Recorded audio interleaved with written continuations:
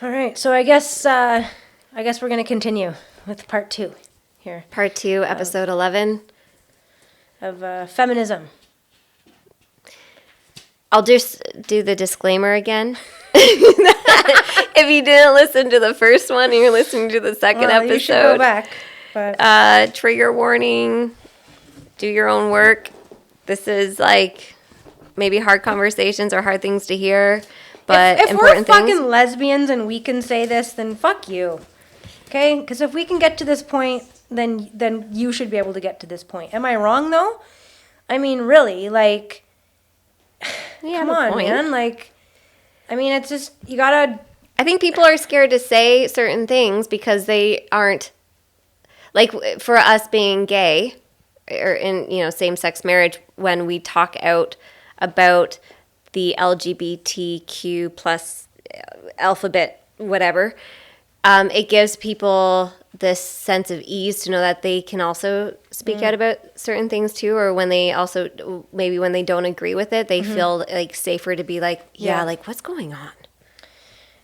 Definitely. So anyways, we're gonna do part 2 because we actually had so much information from our last episode that we didn't even get to touch on, like, quite a bit of stuff, especially around culture, pop culture, and other kind of movements that are happening during the recent times. So where do you want to start? Do you want to start? Okay, let's start in the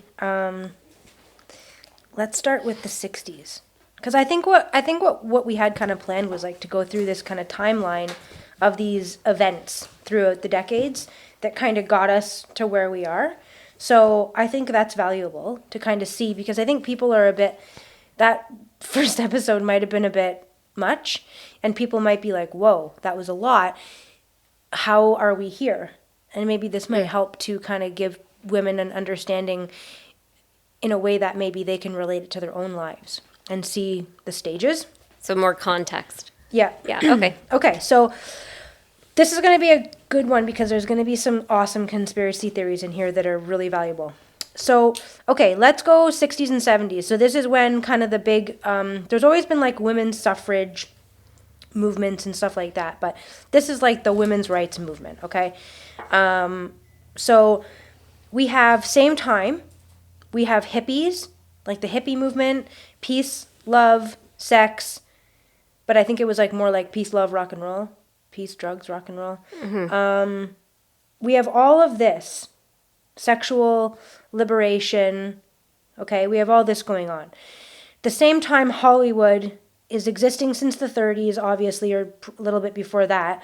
But Hollywood's starting to Get big. kind of hit its own trajectory. Mm-hmm. LA, California, that whole scene out there is starting to really take off. And some interesting things that I've learned over the last few years is that the CIA involvement in all of that. CIA in Hollywood and the CIA in music.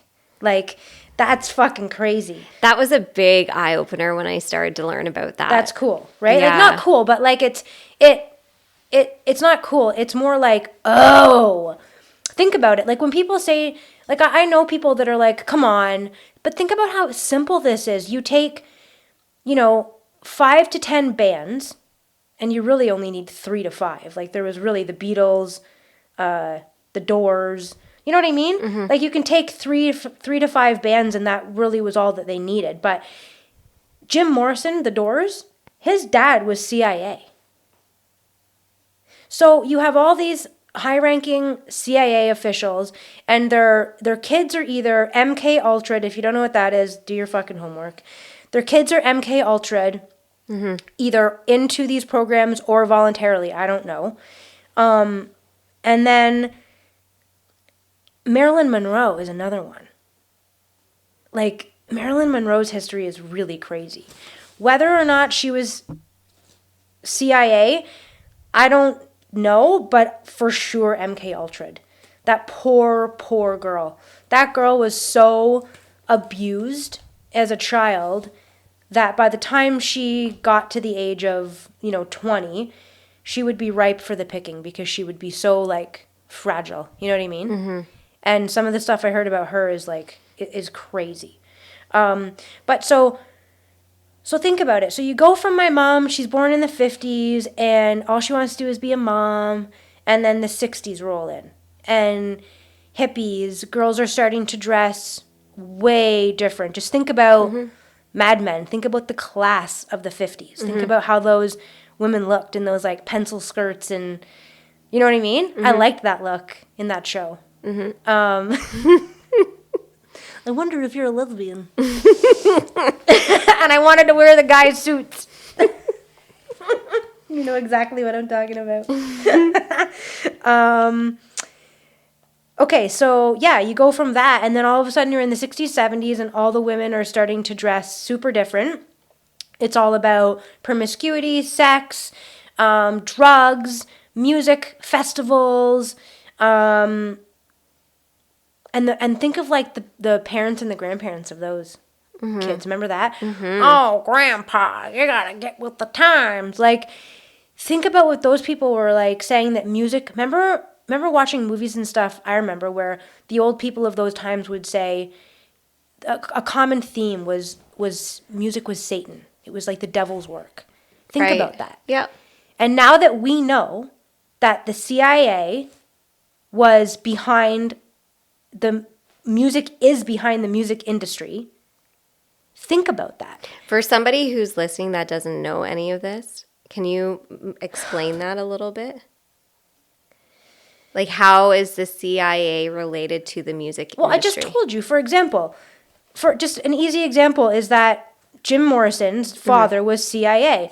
So you have these people in these high-ranking positions in the CIA, and they're putting it's no different than a lot of other things. They're placing those people in those roles. Okay, this guy's going to lead this band and we're going to make it famous. Think about all the poor bastards that have to make that shit work, that have to travel in like little tour buses and shit for years. These guys are literally placed there. They're signed by the guys, and they're given copious amounts of money so that they can make them sound good. And they're not writing the music. They have writers. And it's demonic. They're changing the hertz. They're adding these beats. They're saying spells. They're casting spells by the verses repeating themselves. There's so much going on there. Well, so music is really catchy, and if you think about your own childhood and you listen to a song from your childhood, you can sing it right away. Dude, remember the cassette days? Rewind. Yeah. And kids, we're so open to programming. We're so moldable as children. And the music industry is one powerful way to alter your consciousness. And the lyrics that people were singing over and over and over again, those are spells, like our word, like spelling, like they're spells. Yeah. When we bring our consciousness into words and out loud, it carries more power. And so the songs, and if you watch the music lyrics over the ages, they are constantly changing. And they're also getting dumb. And demonic. And dumb more and demonic. Dumb and demonic, yeah. But the idolization of the music industry is another key component to that, because that was a big infiltration into the sexual liberation movement. Say like Madonna and okay, so move into the 70s and 80s then. Go ahead. Go. Well, that's it. Like, that was the sexual liberation. People were no longer idolizing their elders or the grandparents or people that carried like significant movement or for teachings, experience. Yeah, it was around fame and fortune. Who's going to bear the most? Who's going to bear it all? That's who we will be attracted to. That's who we're going to idolize. So when you get into like 70s and 80s, Madonna is a perfect example. So she's like, first of all, everybody's Catholic at this time. Like, a lot of people in North America are Catholic. And then you've got this Catholic woman who's coming out basically like denouncing kind of Catholicism. And I don't know where you came from. Remember like the cone? I always remember the cone breasts. Do you remember the outfit where she wore those big dressed cones? as hers when I was in, I think, grade 7. I was great for her for Halloween. I had, You had the cones? Yeah, you know what I used for them?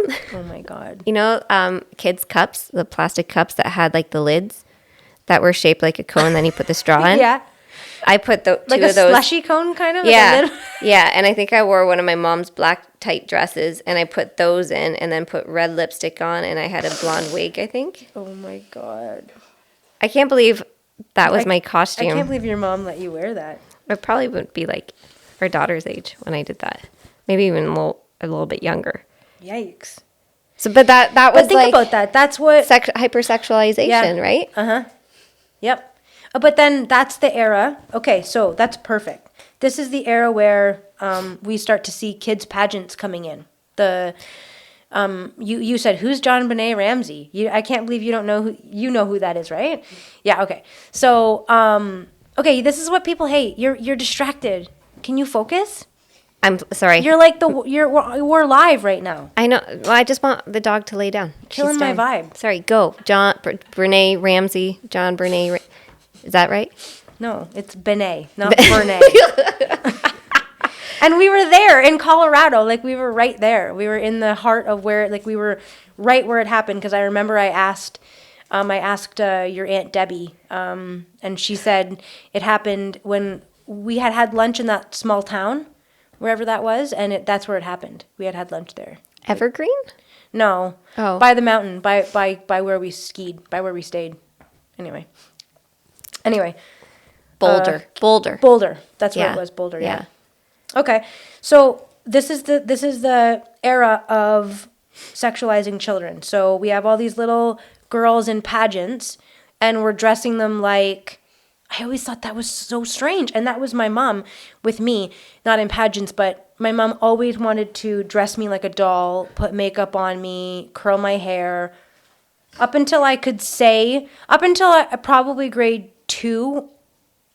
3 is when I think you can kind of force things on kids. Like that's and then I think after that, that's when the kids kind of like, yeah, I'm doing my own thing now. So if you look at my pictures in school from like up until things start getting rough around grade 3, but up until grade 3, it was always like this perfect glamour headshot of like, I remember I'd have to sleep in curlers the night before. Oh, fuck. I would have loved that. I bought the curlers. You should have had my mom and I should have had your mom. Mm-hmm. Anyway. Yeah, my mom calls makeup war paint. Okay, so 80s. We have women. They're really entering the workforce now. We're sexualizing the kids.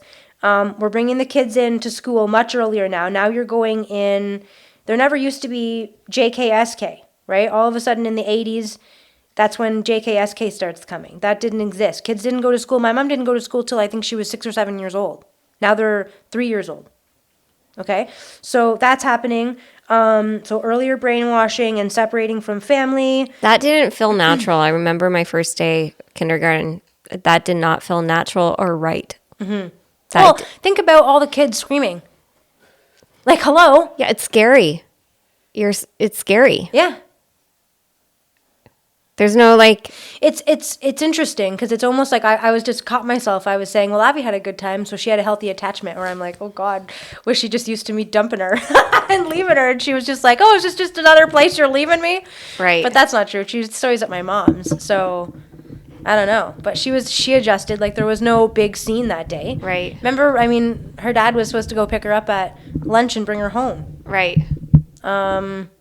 Because she wasn't going to stay, and then she's like, I don't want to go. I want to stay. She was having fun. Yeah. So anyway, so separating from family values, family bonds. Okay, not cooking, takeout food, TV dinners, nutrition's declining, monocrops are going up. Breastfeeding. This is like 90s. This is 80s. 80s? Breastfeeding is down. It's taboo. Formula is up. Allergies, are they going to be coming on the rise? Gut health. No colostrum, and all of these babies that are born in the late 70s, early 80s are not getting, even in the 60s. Like breastfeeding was very taboo over this time. Well, the medicalization of the birthing process, of what our bodies are so designed perfectly for. has been medicalized and institutionalized and like deemed dirty almost. So we kind of skipped into the 60s, but really that's in the 50s. That's when this happens. This is when the history of that is, if you care to know. So doctors, all of a sudden in the 30s, 40s, and 50s, we start having a lot more doctors. This wasn't a big career for people before this time, okay? Doctors were not, there wasn't, I would say like now they're kind of a dime a dozen, even though we still struggle to find doctors here. But back then, it just wasn't a field that people were going into. So all of a sudden, you have Rockefeller universities opening all these medical schools. So they're graduating all of these doctors, okay? So where do they go to work? They don't have jobs, okay? So they have to create private practices, okay? So doctors create private practices, but what do? Okay, so doctors need something to do. This is 100% true. The doctors need something to do. So, again, Rockefeller, they start medicalizing things that were never medicalized before. So they're just looking for things for the doctors to do. Birth used to be a woman's right. It used to be done by women only, with women only, okay? And so you'd have midwives coming into women's homes. They didn't leave their home, and they would be giving birth in home. Yeah, like birth doulas, yeah. Yeah, so 50s come, and then all that's changed. They're taken into the hospitals. This is also the first era that women are giving birth on their backs. Okay, women have never, up until the 50s, given birth on their backs. Get this. I don't even know if you fucking know this, but... I do. I'm shaking my head. I know where you're going. Okay, in stirrups with their fucking legs tied. The women are tied down on gurneys with their legs in stirrups to give birth. Medicated. And then medicated. Yeah. But I don't even know if they were medicated at the beginning. I'm not sure. But...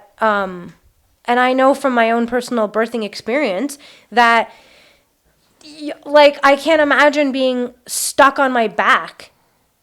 That's crazy to me. Like, it's not natural. Oh my God. Okay, so 60s, 70s, 80s, we're here. Like, this is a problem. Breastfeeding. Now we're going like 70s to 90s, and we have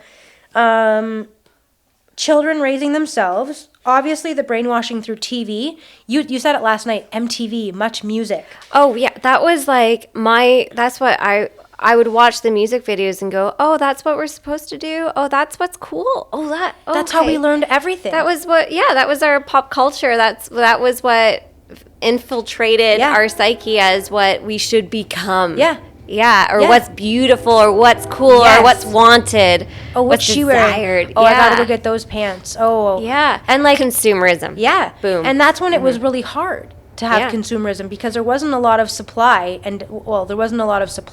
lots of demand, hard to get it. Like, for example, you don't know what I'm saying. If you wanted like the new starter jacket, do you know what I say when I say a starter jacket? Are you serious? A pullover starter jacket? Okay, think of like a football team. And in the 90s, so everything was Starter, the brand, and they were all pullover, okay? So if you wanted like a Notre Dame Fighting Irish pullover, Starter, and you went to Masonville, there was one store, there was one mall, and actually Masonville didn't even exist back then. It was more like Argyle Mall, because Masonville didn't exist. And there would only be like 2 or 3 mediums. Do you know what I mean? And there was only 1 or 2 stores to go to. There was no internet. There was no, okay? So, like, that was, like, the supply and demand problem. There was all this, demand, but there was hardly anywhere to go get it. I grew up in a small town, so, like, the clothing store I went to was Northern Getaway. Remember Northern Reflections? Yeah. Northern Reflections, Northern Getaway. Yeah, like that. Oh my God, that's where my grandma Animals shop. on my shirt. Yeah. Yeah. I love that store. Yeah, me too. Well, there was a time when Northern Getaway was cool, though. That was in the 80s. Remember, like, Tree Torns? Do you remember those shoes? No, you don't remember those. They came back around a few years ago. But those Northern Reflections sweaters, and there was one in Argyle Mall, and those were pretty cool for a while. Campus Crew, that was the 90s. Anyway, we're getting off topic. We're not even, we got to get back. MTV, though. MTV, and that really was a formative time, because it really was everything. I do remember being a kid, and I do remember my friends and the TV being everything. Just like now, their phones are everything. Yeah. It's the same thing. Like they were programming us then with the TV, and our parents were telling us, and the grandparents were telling us, but everybody was slowly getting roped in. Even the people that knew it was bad were getting roped into it. Just like some of the language around watching TV, to tell a vision, or like I gotta watch my program, right? Like it's all programming your psyche, Yeah. Newscast. right? Spellcast, newscast. Yeah. Okay, so this is one. Sex stores. This is the 90s. So I can remember when the first stag shop, I don't know if that's what it was called, but opened on Dundas Street in East London. And I remember that back then they had to have a little bit of class. And the windows and doors were just black. But they said XXX in big, right? You knew, like, they had XXX, that was no secret, but they didn't show anything. And then gradually over the 90s to 2000s, it went from blacked out windows to blacked out behind the display, so you couldn't see in the store, but then they had the mannequins in the window. And now they have no blacked out behind the mannequins. They're showing everything. And they show everything. And so even like, when, we drive by the store with the kid, she knows, and we kind of joke about it now because she knows. Not like in a, like, ugh, sex store, but she kind of goes like, ugh. Like, Yeah. And I'm like, It's so like, fucking gross. It feels gross. It feels Right? wrong. And- it feels dirty. And because it's lower vibration. Yeah, or we see the city bus if we're ever in town and we see the stag shop bus. Like, that's just so gross. Okay, this is the other thing that happened that's gradually happened.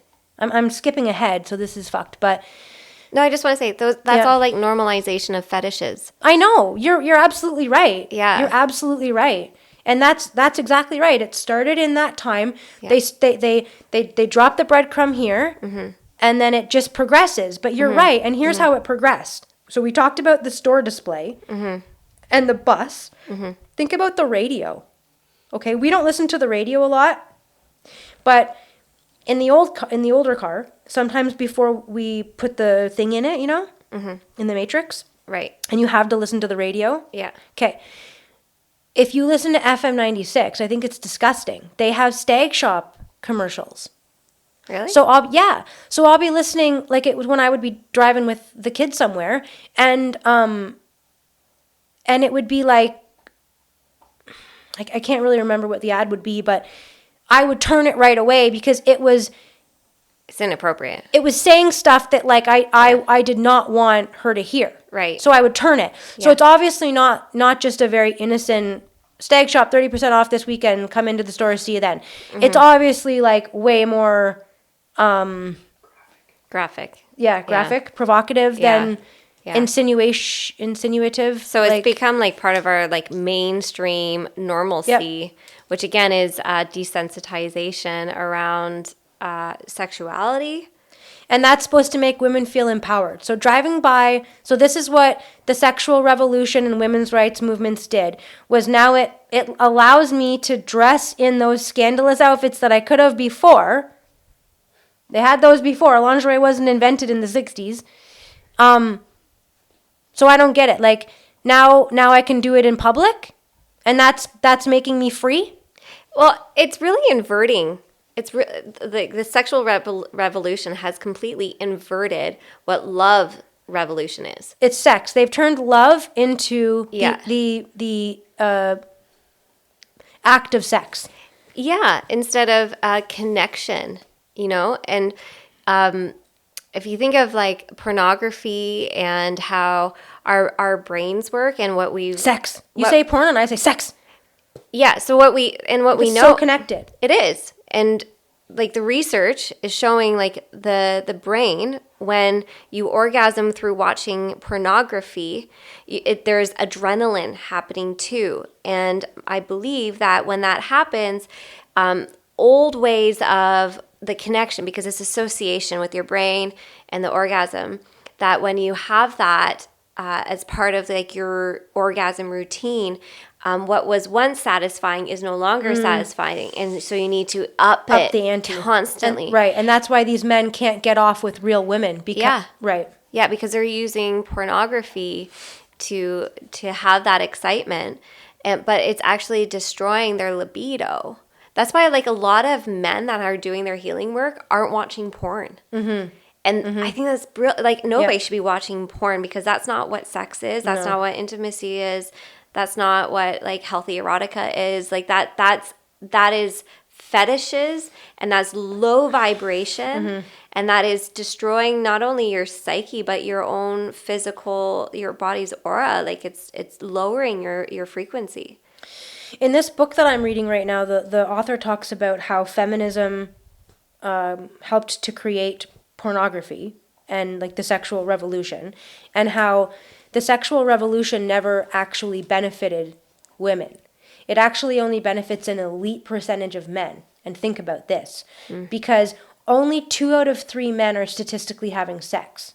So that means 1/3 of men are out there able to have kind of choice between who they're having sex with. So they're like these alpha male athletes, or who, good looking guys that are out at the bar hooking up on a regular basis. But that's only 1/3 of guys. So the other 2/3 of men actually are not. So the sexual revolution only helped, and those men, okay, so let me get back to that. So those men, that 1/3 of men that are having sex, the women that they're having sex with are reporting that they feel the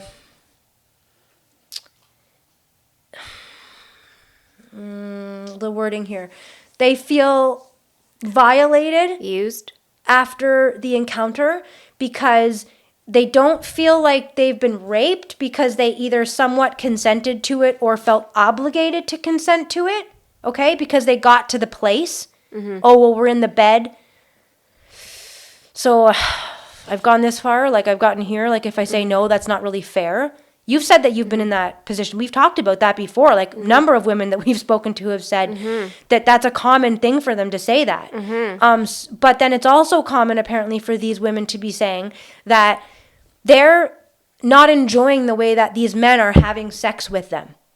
They're not enjoying it. The men are having sex with them like they see in pornographic videos. Yes. And those women are not having experiences that they feel connected to. Right. So they're feeling dirty, shameful, used after these encounters, yet they keep going back to the same. Because that's what they think is what's desirable. Yeah. So they keep going to the bar to have sex with the same 1/3 of the men, when the other 2/3 of the men out there that aren't having sex would, now they're still watching porn, but because they're not having sex, they would be more open to your, discussion of how you'd like to have sex versus how they think, Yeah, I think we've gotten so confused around what healthy sex is. Yeah. Yeah. Yeah, we have no idea. Yeah. So in the 70s, so in the 60s, gayness is still unacceptable. Maybe I should call it homosexuality. It's still a bit taboo in the 90s. Like, for example, the guy from NSYNC, like everyone knew he was gay. But like, Lance? Even his name was gay. But like, nobody could, it's like Bruce. Like, you for sure know if there's Bruce Jenner, like, fucking perfect example. It doesn't get much gayer than that. So gay is still taboo in the 90s, but like, it's becoming less. It's not as, it's still taboo, but you know that you can't catch AIDS anymore from their breath, so you're not that worried anymore. Okay? So then this is where it gets interesting. So now we're 2000s, and now let's talk about the health issues going into the 2000s. So now we're like in these next generation, right? So all of a sudden, we're having more health issues. So we have big pharma coming through. Big pharma. Monocrops being like mass productions taking off. Sorry. Speaking of that, we never really mentioned in the 90s is the introduction of pain medication and antidepressants, because that's when it really started. Like, big time. Yeah, and And psychedelics were class A type substances. Yeah, but think about this. So we've forced women out of the house into work in the 70s and the 80s. Right. And now every woman in the 90s is depressed and anxious and on antidepressants and anti-anxiety medication. Because they're not establishing security and safety. They have no security, they have no safety, they have no husband, they have no house, but they've got a career. So now we see this onset of all this. That's crazy, eh? I just kind of put that Yeah, because together. mental health keeps going up. Like mental health issues continue to rise, and more diagnoses, like new diagnoses are coming in. Mm-hmm. This is like the era of the diagnosis in the 90s. And then big pharma. Yeah. Right, because medicate. Yep. So 2000s were coming in. Go ahead. If you had... Well, and then so monocrops in the food industry. So there's more control over different systems that we live in. So the food system, the education system. Talk about like ADHD in kids. Well, yeah. So kids that were struggling in class, like we also know that like food has changed a lot of like the connection to our diet has changed, and then we have kids that are having like sugar cereals and going to school and bouncing off the fucking walls. And why are they having sugar cereals? Because mom's not home. So mom's at work. Easy breakfast. They're gone. You're eating in front of the TV. Yep. They have lunches that are pre-made, right? Full of preservatives and all that stuff. Fucking Flakies. Lunchables. Remember Flakies? Yeah. Flakies. Gushers. I grew up with all that Gushers. stuff. I loved Gushers. Fruit roll-ups. Oh! Yeah. Oh my God. I'd take Mr. Noodles and eat them raw. Oh. That was my favorite. Yeah, so like we grew up with like the diets, the nutrition just dropping significantly and health issues rising significantly. Yeah. So there's correlation. Duh. So now 2000s, all of a sudden, we have kids on medication that we never saw before. Like this was never a thing in the 90s and 80s. There was one bad kid, Mark Monez, and that was it. I know, like that was the kid. Yeah, like there's only a handful of kids that really struggled in my elementary school. Like I can remember that. But now if we look at all the kids that are on medication going to school, you have to ask, like, that's not normal. That's not healthy. No. That's not natural. That's not our human nature to be on all these medications. But if you think of like the main school education system, I think it's either 1 or 4%, I can't remember, that it actually works for.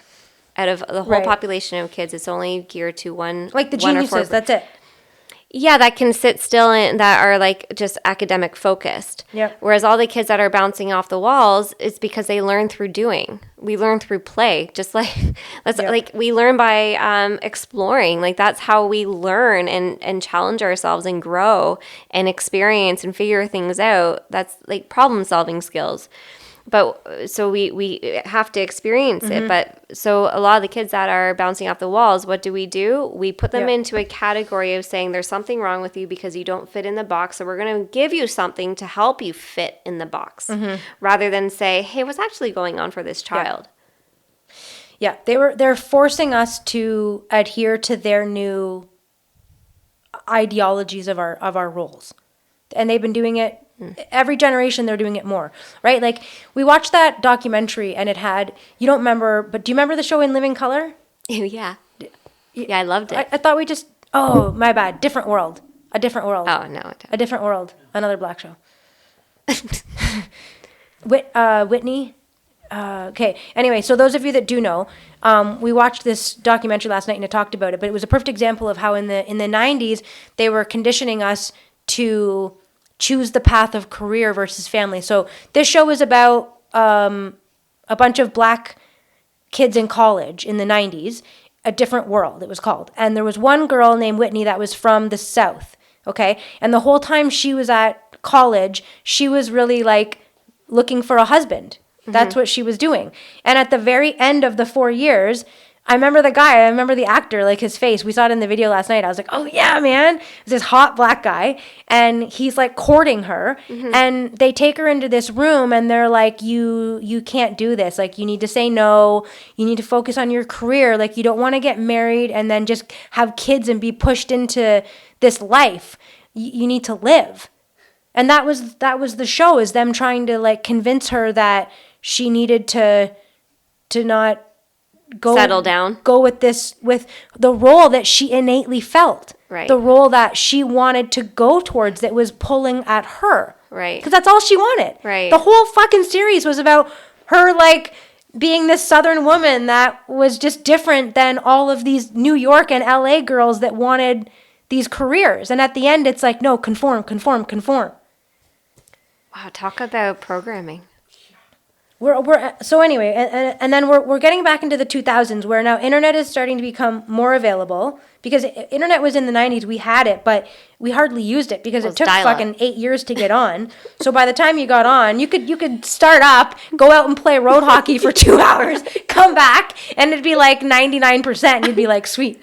Yeah. Check my email. Yeah. Right? Yeah, check my one email and then go off because there was nothing else to do. Yeah. Nothing else to do. I remember when, like, you could go to, like, Nike.com, but it was, like, just a swoosh, and, like, they didn't even have a store. Like, you couldn't shop online. You just went on their website to look at What they had. But you weren't even doing that because it wasn't even like that. Yeah, they might have right. had a highlight of a couple of items in their fall line, but it wasn't about selling. It wasn't commerce. It was, like, marketing. Image marketing, yeah. Anyway. So porn is like, I remember Napster. And I can remember finding porn that my brother downloaded on our computer, on our family computer from Napster. And that was like, I was like, oh, sweet. That's how I, like, if I could find anything that my brother downloaded, because I didn't know how, or I was afraid. Yeah. That, like, that noted, sometimes you get a notice that said, like, we noticed some suspect activity. And you'd be like, oh, shit. But that's also the era of, like, Dance Moms, MTV Teen Moms, right? That show, which is, like, idolizing having sex as teenagers, right? Like, that was weird. That is yeah. That was weird. Remember we were talking about Sailor Moon? Like, I love Sailor Moon, and it was so hypersexualized. it's so hypersexualized. Yeah. They're so hot. They have huge tits, little waists, big asses. Like, that's really strange looking back on it now. That's like Barbie. Yeah. Like, that's not, Yep. like, that's, like, for little girls idolizing Oh, that. Britney Spears, Hit Me Baby One More Time, 16 years old. In a little, like, yeah. Schoolgirl outfit. Come on. Tied up. That girl's basically in a porno. She's at MK 16 Ultra. years old. Yeah. MK Ultra for sure. Yeah. Because she's in the Disney Mickey Mouse Club. Yeah, they're all, yeah. She got sent to New York alone. Get this. I think it was 8 years old. It might have been 7. And then for sure at 12. 100% guaranteed at 12. Alone. Oh my gosh, I couldn't imagine Sending her to New York to work on these shows alone without any... Wow. Yeah. So anyway, but she was like my idol growing up. Same with like Christina Aguilera. That was like my time. Just think of how sexualized those girls are super at sexualized. 16 years old. Yeah, and we would dance like that. We would dress like that. Like that was our role models. Not strong. Okay, go back to the 50s. Who was the role model? Or the 40s, or the 30s, or the 20s? Who was the role models? Grandma? Mother and grandmother. Those were the role models. Mother Teresa. I don't think, well, yeah, I guess. But like important people. Nuns? No, for sure. Know, for sure. Prominent women in the community would have been like a midwife type woman, like a medicine woman. Yeah. But then all of a sudden, there's no more idolizing those people. It shifts very quickly to these Hollywood figures, right? Okay, 2010, women have careers, money, very active sex lives, maybe that says girlfriends, I don't know, alcohol, partying, Netflix, house. Okay. So women are living these lives. They have everything that the feminist movement promised them that they would want. So they've achieved the goals of feminism by around 2010 to a degree. Okay? And then, we start noticing, again, this incline of depression and unhappiness. So as women continue to achieve, the feminine dream, they continue to suffer mentally. They're getting fatter, they're getting sicker, they're getting more depressed, they're getting more anxious. Drinking more. This whole era of drinking, this is all women do. They get together to drink. They don't get together to can, to learn skills, to go shooting, to go hunting. I mean, I know a few cool women who do, but let's just be fucking honest. The majority of women are fucking drunks, and they just get together and drink. They don't get to, and they gossip about other women. They don't get together and talk about how to build other women or how to build their skills. Or build themselves up. Or build themselves. They get together and they talk shit and they drink. And they take in the negative spirits of alcohol, which infuse it all. Well, spirits are, like alcohol are called spirits, and they extract spirit. So when I use like vodka in my tinctures, like when I put vodka in with certain plant medicines, it's to extract the spirit of the plant. So when we, like, if I have a drink, I feel my vibration start to drop. Right. So when you're in that's your constant life, where that's how you let loose, blow off some steam, relax, you are literally lowering your vibration, and you're doing that as like a hobby. Yeah. As a coping mechanism. That becomes a pattern of your behavior. Yeah. It's so unhealthy. But here's where I think I'm seeing the difference now. And maybe this was like, maybe like the younger generations, I'm seeing a shift. But I think, for those that are like early 20s, because they've hit the age where they can drink, like that becomes like you party on the weekends, you party all the time, you party, right? But I also find like a shift is happening where there's more women's circles taking place. There's, women are wanting to go to farms and do flower headpieces and to do woman healing and, like yoni healing and that kind of stuff. It's true. I feel like it's becoming on the more, rise. It's becoming almost true. like more mainstream. Like that is because women are going to their calling, what is actually so innate in us. Do you know that the number of kids drinking is declining? Do you know that? Alcoholism in youth is declining. Is it really? But don't be too happy. Why? Because they're not just getting healthy. They're shifting. It's not that they're consuming less alcohol and getting married and having kids. They're consuming less alcohol so they can consume more pharmaceutical because they're consuming more pharmaceutical drugs. Statistically. So pharmaceuticals are going up for them and alcohol's going pharmaceutical usage is going up. up. So heavier, more addictive. And if they are doing alcohol, this is what's fucked. They're not even drinking it like they used to because it's not hitting them fast enough. See, this new age of kids, they need everything, what's the word? Instant gratification. They need everything right then. So with drugs, you take it and very quickly you start to feel the release of whatever it is, okay? Alcohol takes a little bit more time for some people. So they soak tampons in vodka. Oh, and put it up and then they put it up their fucking yoo-hoos and I've heard that. And then they get wasted like instantly. Yeah. Can you fucking imagine that? Now that honestly is disgusting, but sounds appealing to someone like me that can't stand alcohol. But I just don't see it. Like, I just can't see me being like, I'm just going to soak a fucking, like, you know what I mean? I haven't used a tampon since I figured out they were full of fucking chemicals in 20 years and I used a Diva cup. So that I just wouldn't even do that because of that one reason alone. That I wouldn't want anything up there. Nothing. Well, energetically, we're not supposed to put anything up. Everything's supposed to, like, energy is supposed to move out. Like, it's a portal, like. Yeah. Okay, so, you know what? I also want to mention, though, too, that around the 90s, let's kind of, like, play back and forth between the eras, but don't forget about the 90s being, like, starting to hear about breast implants. Because I can remember do you remember Jenny Jones? Do you remember Jenny Jones? Jenny Jones was a talk show host in the 90s. Everyone from this area knows who she is because she was from London. So that was cool. She? Yeah. My dad knew her when he was a kid. She was like a Polish immigrant. Oh, interesting. Yeah. Her name's not Jones. It's like something Polish. But anyway. I remember I was the first I ever heard of it. She had breast implants in the 90s and then did a show about how they made her really sick and how she was having them removed. It was the first time anybody famous really publicly kind of talked about it. So that was the era, though, that you started to hear about women getting breast implants. And you, of course, heard of, it's like, again, I'm not trying to like make everything about trans, but it's about trans and then detransitioners. You heard a lot about women getting breast implants, but they didn't tell you about the women getting them taken out.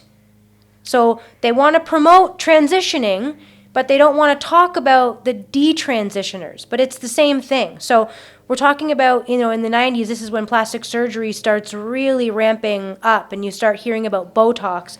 And then in the 2000s, it's all about injections, Botox injections. I know all these girls that, were nurses that now suddenly they're not nurses anymore and they just full-time inject fucking like chemical syrups into women to fucking freeze their faces and nerves so they can't feel anything. Like, it's insane. Well, like watching Housewives, like our neighbor, like a retired guy, he watches Housewives of, I don't know, Orange County. I don't know where they all are, but he watches it to see their tits and asses, though. 100%. 100%. Sometimes I'm over there with him and I'm like, It's kind of mesmerizing when he's got it on because it's like, oh, people live like this?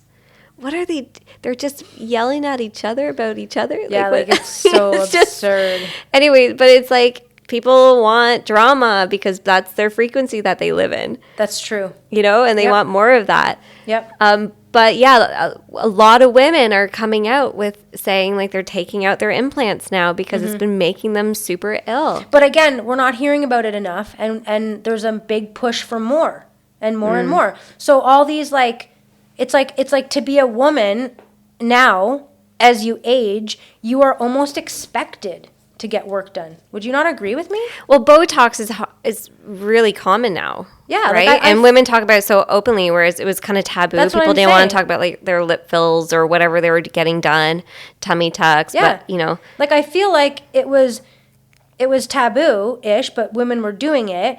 But I feel like now it's almost like expected, and you're hearing about the odd issue, but really women are starting to talk about it, and I think we're starting to learn more too around like every time you do surgery or get surgery done, you're traumatizing your body, and also what we're learning around the neurofeedback. So if you're getting Botox and you're numbing the muscles around your face, your brain doesn't get the neurofeedback of when you're smiling to release like the natural serotonin and dopamine and the feel-good hormones in your body for you to have that uplifting experience and to know joy and happiness. It numbs your actual feedback for that. Yeah. It's just so interesting that we will prioritize how to look but not prioritize how to feel. Okay, but I'll go one step further.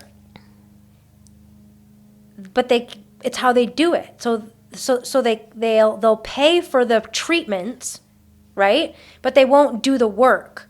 Right. Like, it's a quick fix, right? Like, we're not I'm not trying to like be egotistical, but neither of us have ever had any work done. I mean, you're young, so it's like fuck you. But like, and I know people in their 30s that are getting job. shit done in their 20s. No, I know. So, but if you just ate well and didn't take drugs and got lots of sun and didn't put a bunch of fucking chemicals all over your face every day and then bake them in, you wouldn't have to go and do all that stuff. It's just so weird. Like the saying my dad has, an ounce of prevention is worth a pound of cure. So why don't you just take care of yourself and then all that stuff kind of comes naturally. Yeah. But the more shit you put into your body, the more you look like the shit you put into your body. You become what you like. It's like you become what you eat. Yeah. You are what you eat. That kind of exactly. like it's the same concept. So this is what feminism got us. It got us to this time where women are now accepting that this is what it is to be a woman. We have no real goals or, aspirations other than a career. And then now we're into the 2020s. We've all hit, our 40s and single and don't have a husband and don't have kids and have a career. Or on your second marriage or third marriage. Exactly. Second or third marriage, 100%. Mixed family, whatever. Like, how do you feel now? Did feminism get you what you wanted? Because I guarantee if you are on your third marriage, if in your first marriage, if your husband had have went to work and supported the family financially, and you could have nurtured and raised your child and had a loving and welcoming environment for him to come home to, a safe environment for him to come home to, you could have built a life together and raised that one child. Right? And I can take my own advice on that. Like, I get that. You get that. We've both been there before. Yep. But that's just interesting to me that, it's like, oh, I'm in my 40s now. Is that the dream? Was that it? Like, are you fucking kidding me?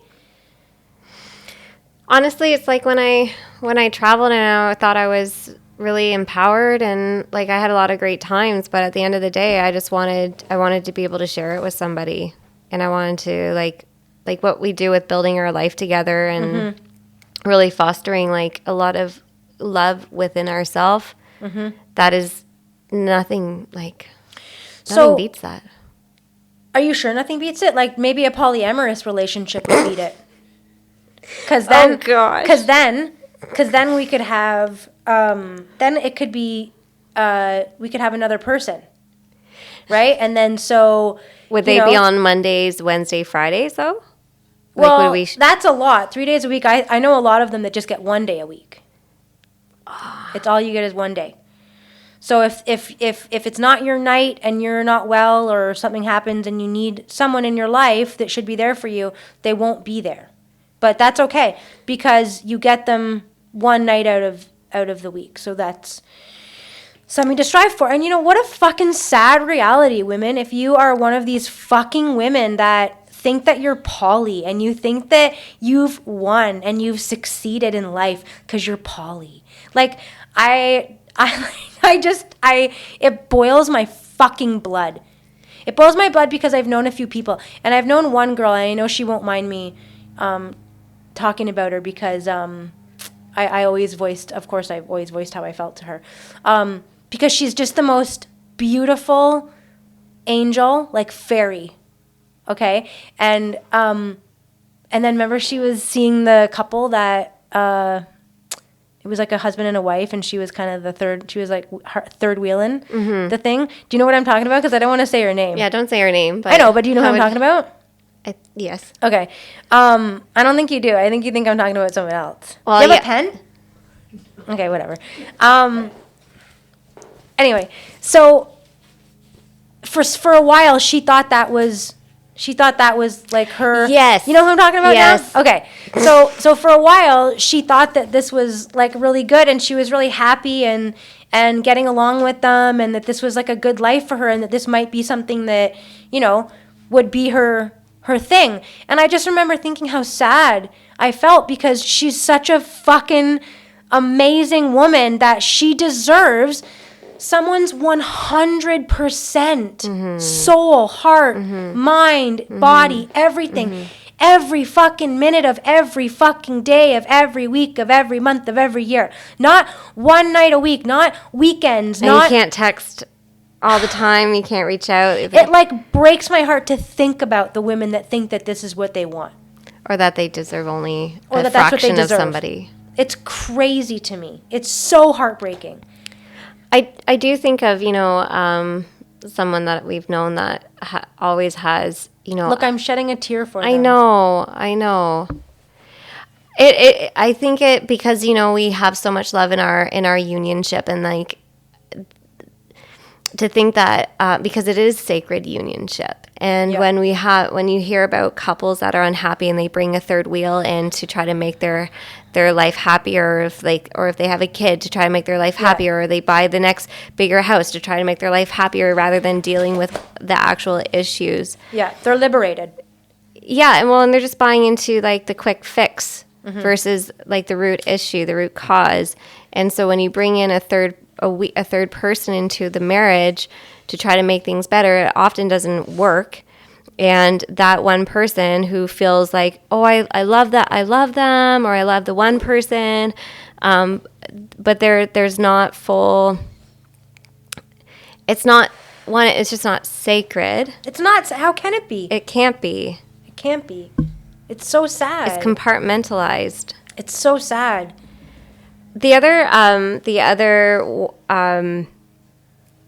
Another person that we've known has always had like a polyamorous kind of life, but they are always the one where they say, I have a guy and a girl. I always have a guy and girl, but they're never together.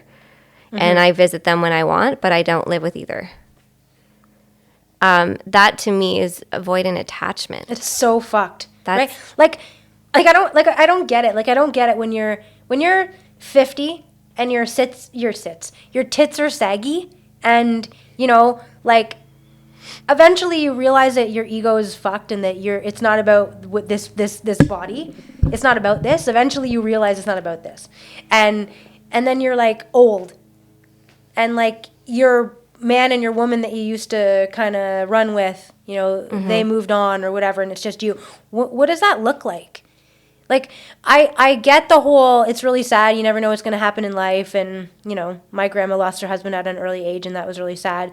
But, what is life supposed to be like if you don't share it with someone? Well, I don't think if you ever have kids and you're in polyamorous relationships, I don't believe that, you're role modeling what love looks like for your children. And you're role modeling what healthy attachment looks like for your children. Right.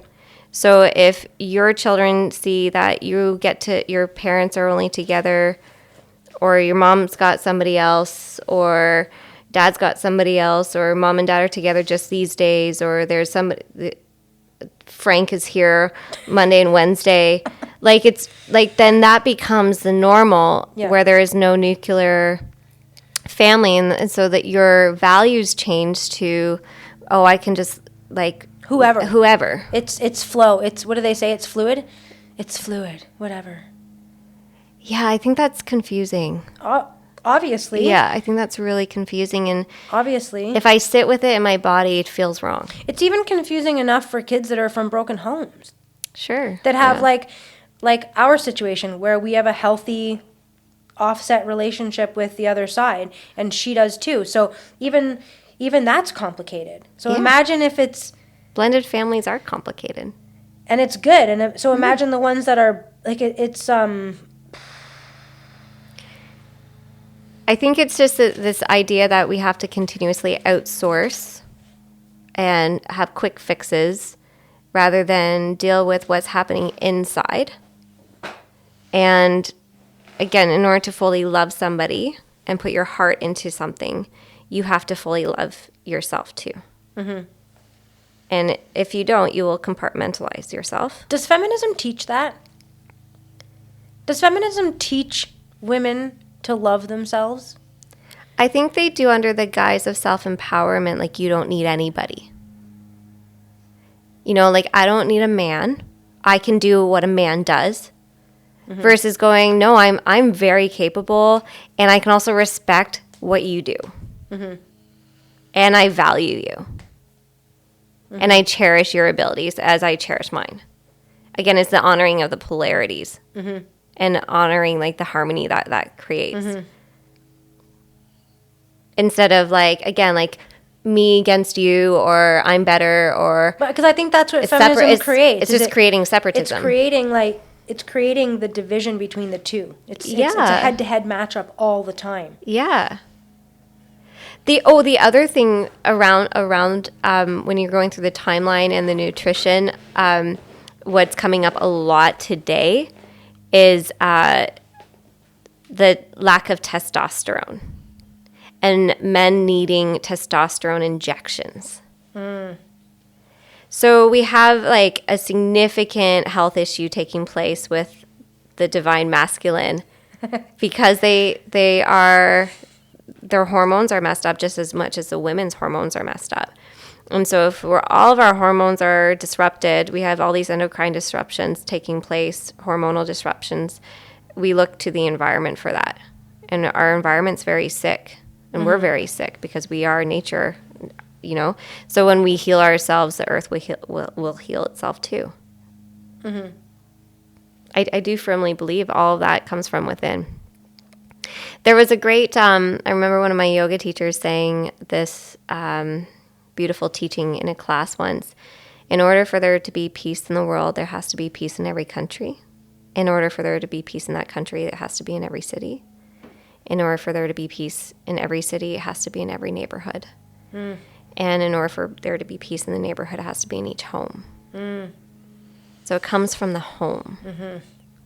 Mm-hmm. Yeah, that's an interesting way to put it. That really puts it into perspective of how important that is. Mm-hmm.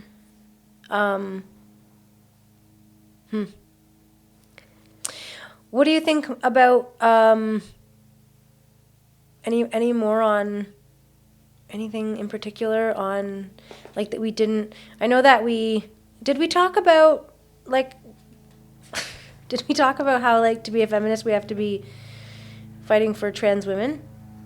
How we've come kind of full circle from fighting for women, but we didn't really touch on like let's just give a little note to the women that still don't have rights before we start fucking fighting for men who to be women. Yeah, like let's just give a shout out to the girls in India that are still, sold for a fucking goat at 12 to the fucking pedo next door and doesn't get to go to school. Remember that little Milana or whatever, that girl that got shot and raped on a bus? And remember that girl? Mm-hmm. I mean, now she's good for her. She's, come a long way from that. But those women exist still, like, everywhere. Everywhere. We're allowing the U.S. border to be flooded with thousands of migrants that they're bringing in children. It's all single men coming through the U.S. border on the southern side, and they've all got small children. Where are the mothers? No mother would allow that to happen. No mother would allow that to happen. I'm going to keep my kid with me. Yeah. And I will find safety. Right? So this is happening every day to girls and women. And yet here we're so comfortable. We have so much in North America. We have so much in the West that we're fighting for men to be women instead of fighting for the women that still don't have basic human rights. Well, I think that's part of the agenda of the World Economic Forum, like the 17 sustainable goals, yeah, by the United Nations. Yeah, United Nations. And that's part of like this great reset by 2030 is what they're aiming for. And number 5 on gender equality. Yeah. And when you watch the video footage, which is propaganda, when you watch the video footage for the equality piece, the story that they tell is like the it's good, right? It's like it's if you don't know that it's propaganda. This is what we were saying earlier. Pulls on your heartstrings. It's got things attached to it that There's some you want. It's like half-truths. You don't There's want... some truths to it, half-truths, and so it pulls on your heartstrings, and then you get invested, except that you have to buy into all of it. Yep. And if you don't, you are racist, you're a homophobe, you're a transphobe. Yep. Versus saying, wait a minute, I agree with that, but that part doesn't make sense, or that doesn't seem right. Mm-hmm. So again, it's just divisional thinking. Anyways, if you don't know anything about that and the Great Reset, you need to look into that because there's so much propaganda with that. It's just the same playbook over and over again, guys. That's all it is divide and conquer and depopulate. They just want to depopulate. If everyone's gay and trans, you can't have you can't have kids. Look at the numbers. There's a lie. There's a lie that there's too many people. It is not true. We've talked about this before. It is one of the fucking biggest lies. I'm not sure about Elon Musk all the time, but that's one thing I do appreciate about him is that he is open and honest about the fact that the world is not overpopulated, that the population is going down, the number of births every year are going way the fuck down. Mm-hmm. way the fuck down, One, fertility issues are going way the fuck up. right? Which is That gosh, that's geez, kind of weird. I wonder. Feminism. You know what? This is. We didn't even talk about this, so we have to have 5 minutes to throw this in. 41 types of female birth control. Now let's just talk about that for a second, okay? So in the 50s and 60s, this is when, of course, it all kind of happens around the same time, but this is when they start to introduce this birth control. This was unheard of before. So the number of women having fertility issues, if you look at the correlation of a chart between the invention of birth control and women's fertility issues, I hate to break it to you folks, but they fucking follow the same path. Right. Very similar path. Very similar. Almost fucking eerily similar. So they introduce all these methods of birth control for women and teach them not to get married and not to have one sexual partner, but to have many. And then guess what? If one of the birth control methods slips up, there's always abortion. And you know what? I'm not here to have an anti-fucking abortion discussion. I'm not here to whatever. But I'm telling you right now, if you start asking people, if you went back and got footage of the 1950s, hey, what do you think about abortion? People would be fucking disgusted. And then all of a sudden they start marketing it in the 60s, 70s, 80s, 90s. And now you're having fucking feminists, screaming for abortions for women's rights. So I think they scream for it without knowing what it looks like, what happens, the trauma that it brings to the woman, and the years. I don't think it's years. I think it's a lifetime. I don't think you ever get over murdering your baby. I don't think you do. And you know what? That's probably a really hard thing for women to hear, but I'm sure that, and in fact, I 100% know, because I've had the discussion with women. This is not a topic that is easily discussed amongst women, but I have had the discussion with women who have had abortions, and I've never had a discussion with a woman that's had an abortion where they've said, I am so fucking glad that I murdered that baby. I've never heard that. You'll never hear that. Every woman I've ever talked to that's had an abortion that's going to be fucking real says it was the biggest mistake that they've ever made. And it haunts them. They carry so much guilt and shame, and there's so much pain from that. Yeah. Yeah. But that's not part of the discussion. Again, it's just, that's the divisional piece again. It's like, it's just black or white, but it's actually very gray, and there should be more discourse. I know, but my point about that was just that they brought it in. Like, it wasn't something that was really, it was like, if it happened, it was so rare.